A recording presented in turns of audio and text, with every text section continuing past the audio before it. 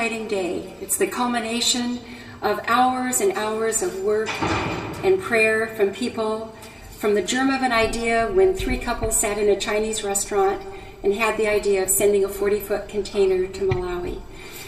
We named it the ARK because it had so many analogies that went with the original ARK: to provide, to protect, to go into a place where there had been a flood of poverty and disease and death, and bring hope and life and empowerment to the people who are making a difference there. To the grandmothers in our, we call Gogos, in our villages, the children in the preschools, the children in the schools and in the villages where they have dropped out, and we have a program for them. We have programs for curriculum that helps with their health.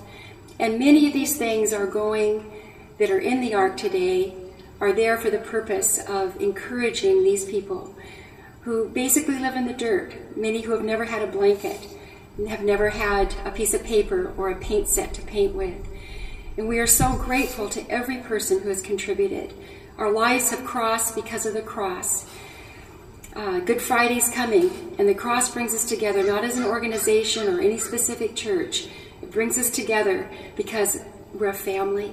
We're a family of God, and someday we'll stand in heaven together with Gogos and children and others who we've never met, but we've prayed for, and now we're giving things to. And we will stand there for one reason: because Jesus Christ died for us and loves each one of us, and he's brought our lives together to share his love with one another as a family. So we thank each one of you. This is an amazing day. The rain has held off. We have been on our knees about that, and so far people are out there starting to load and organize, and we are so grateful to you, and I'm mostly grateful to our Lord in heaven. Thank you so much. Some of you may want to know where this is going and why it's going there. It'll be going to Zomba, Malawi. Amazing things have happened in being able to provide a place for it, a Mount Ararat, and that was a connection with the City Council, who have given us parkland. There's never been a park. There's never been a place for children. And the building itself, the container going, will become a building that will be used as a center to not only help youth and adult training, and a place for evangelism and also for education. So we will be building a porch over that, and then a playground will be set up that's been donated. It'll be a focal place in the city of Zomba. But the things inside that you have sent are going to empower teachers who have often never had paper or blackboards or whiteboards to ever work with. You're going to be sending clothes to children who have never had a new piece of clothing. You're going to be sending underwear to children who have never had underwear. And flannel boards that teach the life of Christ, marriage curriculum that is going to help adults. Some of the things our staff asked for were simple tools that they could use to do the work that God has called them to do, with empowering families and children and saving lives. So what you have sent is an incredible gift, and a gift that isn't just a handout, but an empowerment to the people of Malawi. Exciting things that's happened in my life.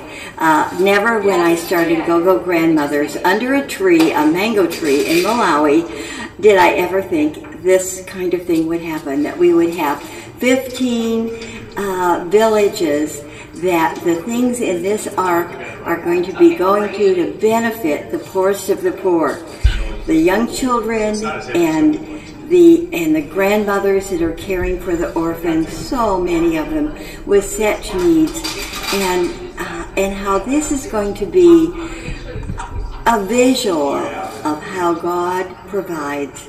He provides His Son Jesus for their love and their forgiveness and their salvation, and then how He's providing for them in this way. Because besides all the miracles on this side of things that have been given, 1,000 little dresses made from pillowcases, bicycles, wheelchairs, 1,000 t-shirts with Gogo Grandmother on, and Inchiche was saying, we love one another because love is from God. Just so many things from this side and so many people involved. But on the other side, where we live in Malawi, and with our staff that are all Malawian, it is going to be so exciting. They have prayed for 10 years for a place that they wanted to call Safe Haven, that they could minister to street children. And this will give the opportunity, because this ARK, this container, has been completely outfitted as a room, a meeting room. So there's so much that God can do, has done, and will do on the other side in Malawi. Which is good. Well, we know where that, because, you know. Influences with Safe Sub-Saharan Africa Family Enrichment is the educational of children and youth. In Malawi, we have 2/3 of the children that drop out of school after the 8th grade, and much of this is due to lack of brain development. 49% of the children under the age of 5 have stunted growth due to malnutrition.